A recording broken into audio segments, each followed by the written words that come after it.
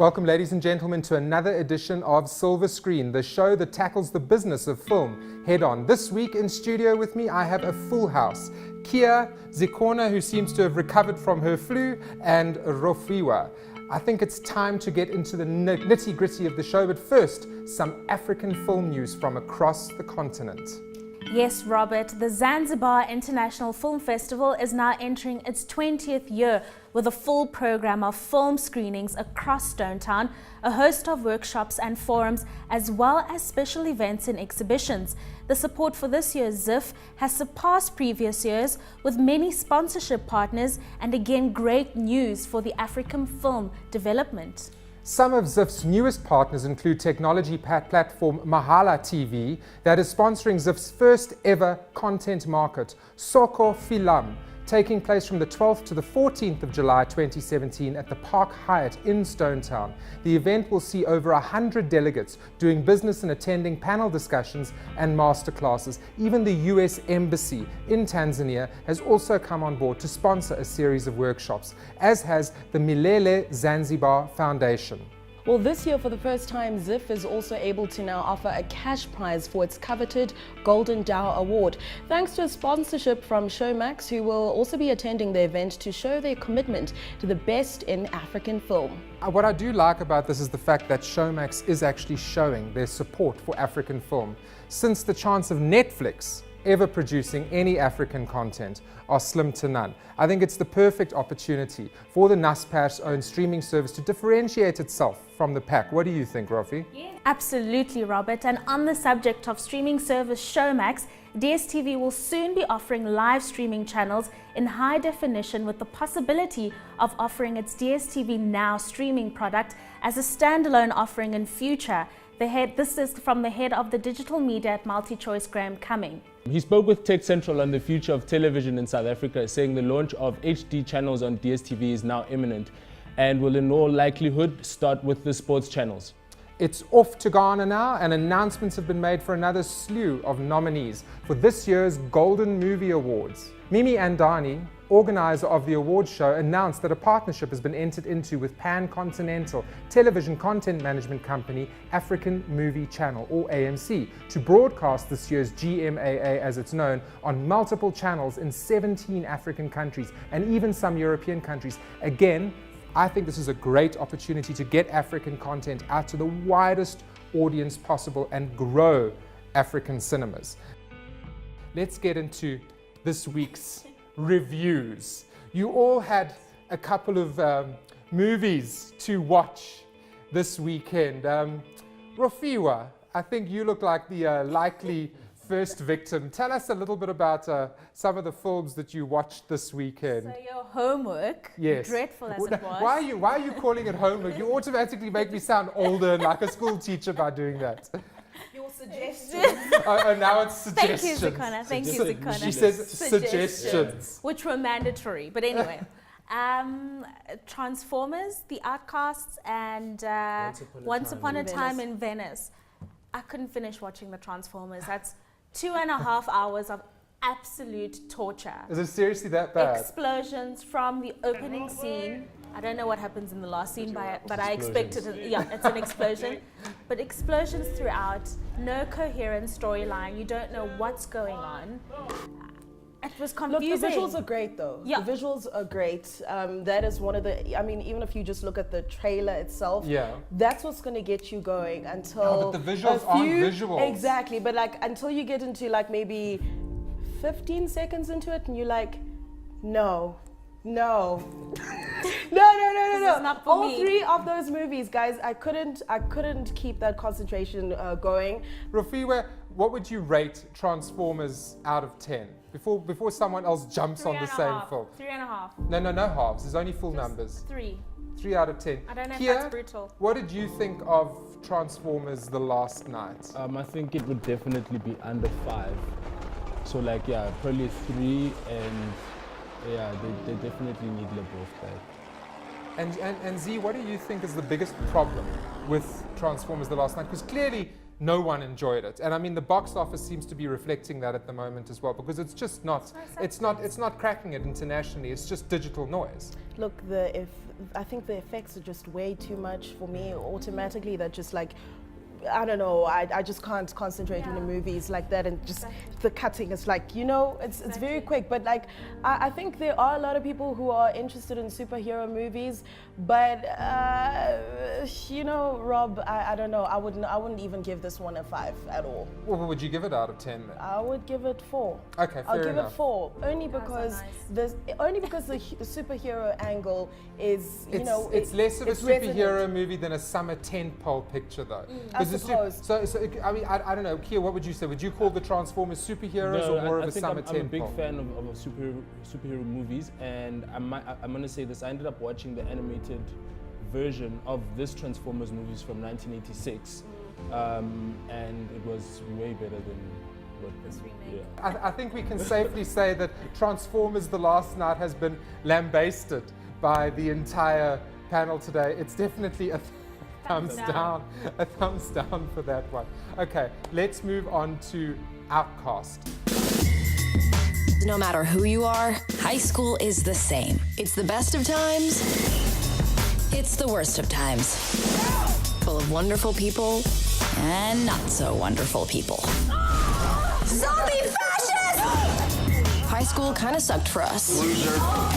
We know that there has been some bad blood between us, but there is no reason why we can't finish off the school year being civil. Wow. Let's start with you, Rafi. So, I don't know, it's like a teen high school movie. I was able to watch it, not that it was great, but you know, it was once upon a time my life, you know, it was relatable. So you were keen to see how the characters would develop and how the story would end. But in terms of great film or great cinema, not at all. Not at all. Yeah, it's forgettable, but I think forgettable to an audience that's seen the Breakfast Club. The Breakfast Club, Oh. and after, you know. So for the generation that's now, I think it works, and it's for the woke generation, I would say. It kind of reminded me of 90210. I don't know if you're aware Yes, of that I series. do. You know, I remember I really, 90210. like a few years ago, like I really enjoyed it, you know, because like Rafi was saying, it's very relatable. I mean, it's Yes. things that you've gone through. So, but you kind of know where it's going. You kind of know, you have an idea of how the characters are gonna evolve. You know what I mean? Yes. So it wasn't as, I don't know, gripping. It wasn't gripping at all, in fact, but I mean, it's something that you can watch if you like trying to while away time, I Okay, guess. rating out of 10. Zikona, let's start with you. I mean, I'll give it a 5 simply because it was the only movie that was relatable. And she's being generous with a 5. I'm being no, but I mean, based on the content, based on the Yes. the storyline, or you know, I think it deserves a 5. Like 5, maybe 4.5. Watchable. Exactly, yeah. Kia, Yeah, you can watch it. out of 10? 5. Also 5. Okay. I'm also going to say You're also 5. going to 5. So Yeah. I think there we can safely say that Outcast is a feeble 5 from the panel as well. So the last film is Once Upon a Time in Venice, starring the inimitable Bruce Willis, who, by the sounds of you guys as well, should seriously think about an early retirement.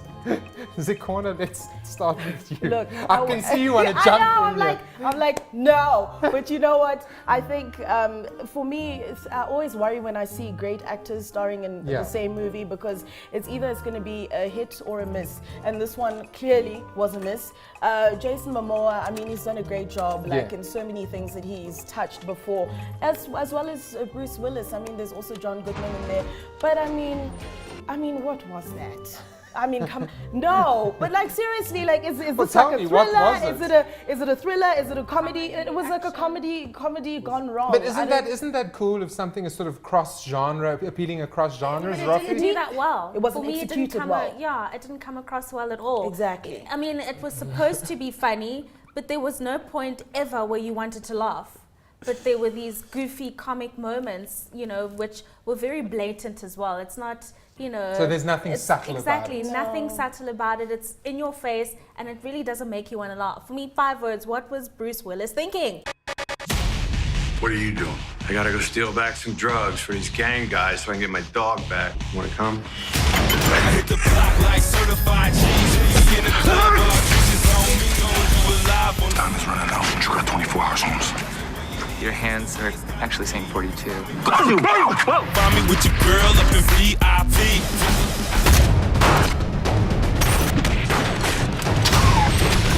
We all hit the block like Yeah, he died hard.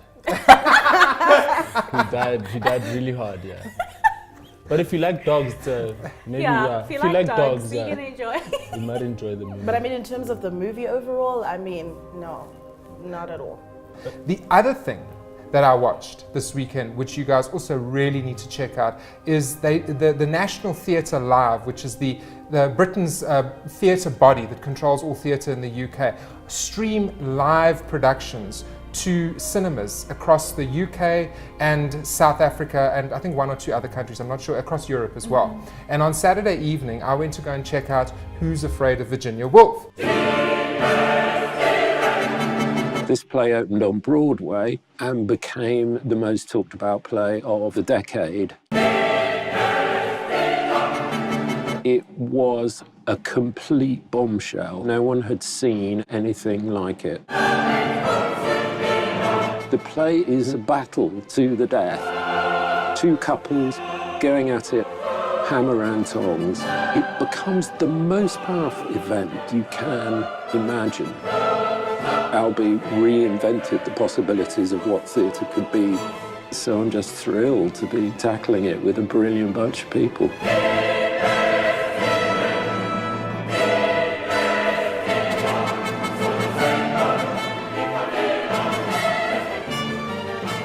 See the original movie with Elizabeth Taylor and Richard Burton. Yes. It was based on the original stage play by Edward Albee, and the movie, as you said, starring Elizabeth Taylor and Richard Burton, was an Oscar winner back in its day. You've seen it, haven't you? Yes. What did you think of it? I kind of felt like it was almost like their daily lives. Secretly, hey, I'm probably not lying, but we'll never know. So but I mean, it actually was a very, I thought it was a very good movie. The performances were too real. The performances were too real. So that's why I feel like that was their life. They probably lived that thing. That's why they did such a good job in it. But I haven't watched, I've seen the trailer though. Okay, so essentially what it is it's vision mixed live from the theatre. But the cool thing about it is that it's vision mixed differently. You know, you'd think that a stage play would be shot from a wide angle and only a wide angle to give you the audience's perspective. This doesn't. The cameras actually go in for close-ups. So you've got that sort of really sort of head and shoulders experience of a stage production, which in itself is already unique, because normally when you watch a stage, you sat at your seat and that's it, and you only see it from one perspective. Now you're seeing it from a three-dimensional perspective, which is quite disarming. And watching a play like that, you actually sort of pick up all the nuances in terms of the performances that are happening on stage. And I mean, those actors were incredible. Imelda Staunton, she was amazing. I mean, it was goosebump material all the way.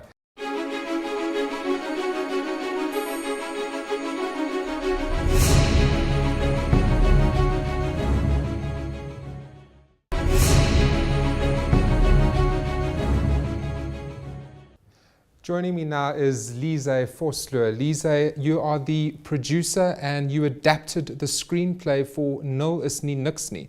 Now, tell me a little bit about how this project came to you in the first place. And also you've got your own production company as well, am I right? So tell me a little bit about that. So I have my own production company, as you said, Redhead Productions, and we do educational theatre at primary schools. So I read Jaco Jacobs' book, Oor 'n Motorfiets, 'n Zombie Fliek, en lang getalle wat deur 11 gedeel kan word. Translate for our English viewers there. It's a very long title. It's if you translate it, it is about a motorbike, a zombie movie, and very long math sums which can be divided by 11. Okay, cool. Yes. So I read the book for one of my school plays, and it was such a heartwarming story that I just wanted to share it with everyone in South Africa. So that's how it came about. I wanted to make a movie about this story, and that's what I did. So what did you option the book? You optioned the book, and how long did you option it for? I optioned it for 18 months, okay. And then I did all my research about movies, and I got my team together, and then I went back, I bought the rights, and we made the movie. How did you sort of gather your team, as it were? Yes, so I have a friend in the industry, her name is Tina Creer, and she's written some movies, and I went to see her, I showed her the book, I said, please read the book, tell me whether you think it has the possibility of becoming a film. Yeah. She loved the story, and she introduced me to Mordenay de Toy, who's the director. We gave him the book, he loved the story, and then we had a meeting with CakeNet, and we gave them the book. They fell in love with the story. They said they wanted to be part of our team, they would be executive producers. Firstly, tell us a little bit about the story and then tell us Okay. about the casting process. So the story is a heartwarming story. It's about 3 friends who set out to make a zombie movie. This is Driekus, the one character's dying wish. He has Hodgkin's disease. So they want to make this zombie movie, and while doing this, they give life to this lifeless community that they found themselves in. There are beautiful themes in this movie of life and death and a lot of hope. And I wish everyone would see the movie as all of us would be able to relate to some of the characters. We had about 650 auditions. Sure. 400 of the auditions were for children and the rest were for adults, to find exactly the correct actor who could portray that character. We wanted to find the character. We didn't want to get an actor and kind of have them develop the character. We wanted to see the character in them immediately, and that's what we did. Hierdie is 'n video daarin vir as die zombies my vang. Die plaag het almal geaffekteer. My ouers en my vriende. Middag dokter. Nee, maar ek het verstaan dit sal nie nodig wees vir nog 'n ronde nie.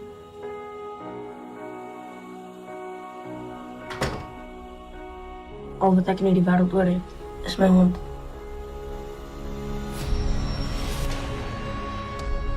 Juniortjie het nie vanoggend wakker gekraai nie.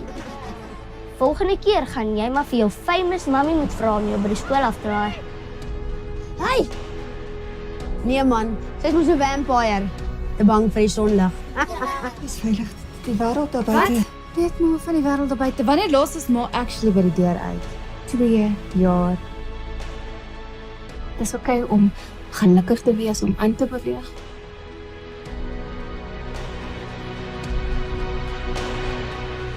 Soms moet jy net toelaat dat natuur sy gang gaan. Dan kan enigiets in die lewe goed uitraai, sê ek jou. Jy het sou ooit weer vandag kom. Hoi! Jou hond het vir Clarabel doodgebyt. Wie? My hoender. Van wanneer af slaan jy ander mense?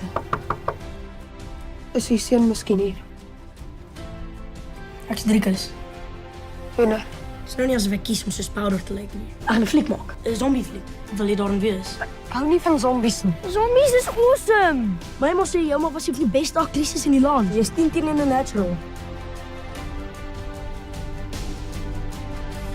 Middag, hoender. Daar's nie 'n manier nie. Maar ek voel nie siek nie. Maar jy is siek. 3, 2, 1, action. Ek klaar die idee vir my sequel. In die tweede fliek is sy lewe normaal. Hy is ouer, hotter en hy is happy. Soms gee die lewe mens vrot eiers. Maar weet jy wat doen jy dan? Jy eet dit.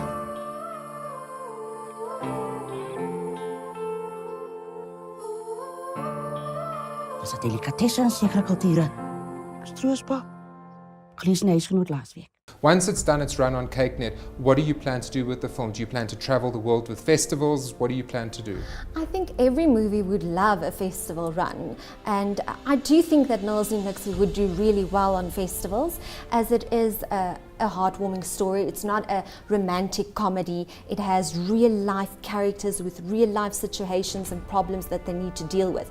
So once we do our South African run, and once it's very successful, which we hope, we really hope to take it overseas and maybe have a festival run, as you said. Yeah. And lastly, you know, what comments do you have about the South African film industry in general? I've noticed, you know, from a personal perspective, there seems to have been a lot of growth in the South African film industry in the last sort of 2 to 3 years. Yes. We've gone from producing 1 or 2 kind of dodgy films every year to producing some really solid adult-orientated entertainment, some really solid dramas, and it seems to be the birth of a whole new industry in South Africa. Definitely. I think it's a very exciting time to be part of the film industry in South Africa. We are making more and more quality films, and there are a lot of Afrikaans films, for me who is an Afrikaans producer, which are quality works and which everyone could enjoy. And also the English movies and other language movies are quality work, and I think KykNet has done really well, and Mnet, in investing in these ideas and dreams of young filmmakers. And I think they also have become quite, they don't just take any project because there are so many out there. So they now can decide which ones they want to take and invest in those. And I think those are the real great Exactly, stories. and that in itself shows growth.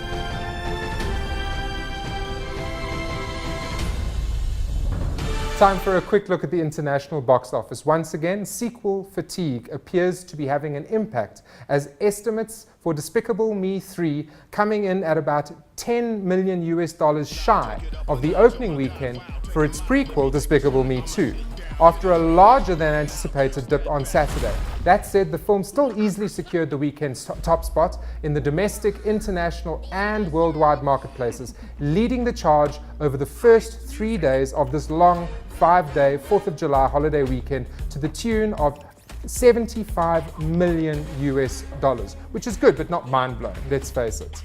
And in second place, Sony's Baby Driver outperformed the studio's expectations by opening to the rather pleasant tune of $30 million.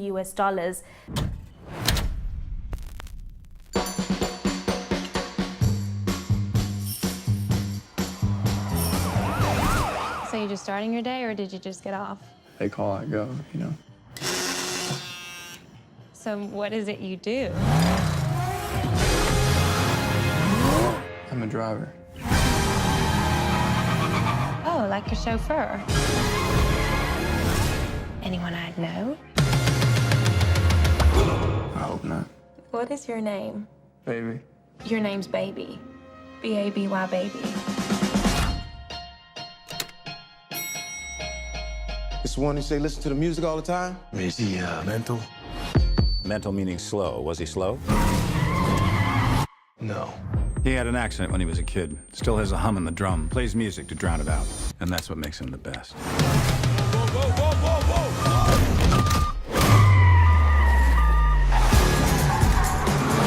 One more job and I'm done. One more job, and we're straight. No, I don't think I need to give you the speech about what happens when you say no, how I could break your legs and kill everyone you love, because you already know that, don't you? Yeah. The moment you catch feelings is the moment you catch a bullet. And your waitress girlfriend, she's cute. Let's keep it that way. I want us to head west and never stop. You in? I'm in, baby.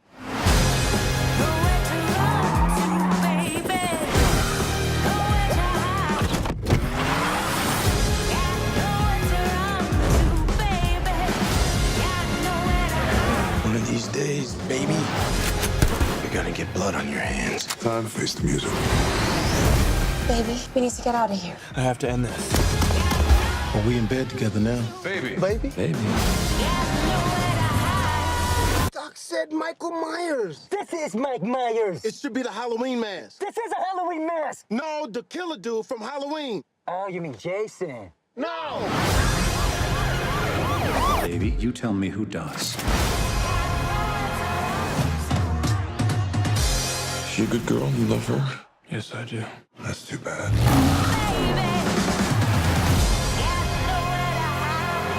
The film is directed by Edgar Wright, who also brought us cult hits Shaun of the Dead and Hot Fuzz. It's a novel concept, but a terrible title. What is up with that title, Baby Driver? I mean, I saw the trailer and I was just like, what does that mean? Baby Driver is a movie that I've had in my brain for maybe more than 20 years now. It started with me listening to a song, which is in the movie, Bell Bottoms by the John Spencer Blues Explosion. And I remember listening to that song a lot when I was like 21 years old and thinking, this would make a great car chase. You know, this would be a great car chase in a film with this music. And I think, you know, in the subsequent years, I sort of chewed on what exactly that movie was. And then it started to turn into a story of a young driver who cannot exist without music. And then I started to build the film around this character. So I like the idea of like a film driven by music that is about a character who is entirely motivated and sometimes possessed by music. And so the idea of doing an action film and a car chase film that's like set to music is literally like a dream movie for me. Well, in third place, Michael Bay continues assaulting the censors with Transformers: The Last Night, which dropped a rather heavy 62% in its second weekend. This one isn't going to have any legs at all, generating a little over $100 million in the US and $327 million internationally by week 2 of its release. Now, please let this sound a quiet death for the series. You see, it wasn't just us. We're not just mean, Robin. It was the world. Wonder Woman continues to overperform in fourth, dipping just 35% to 16 million. Well, I think that about brings us to a close for this week's show. Remember to keep up with us on social media using the hashtag SilverScreen at CNBC Africa. And if you've got any emails or suggestions for the show, you can also email us silverscreen@abn360.com. From myself, Robert. And Ropiwa. And Zikona. It's ciao for now, and we'll see you at the movies.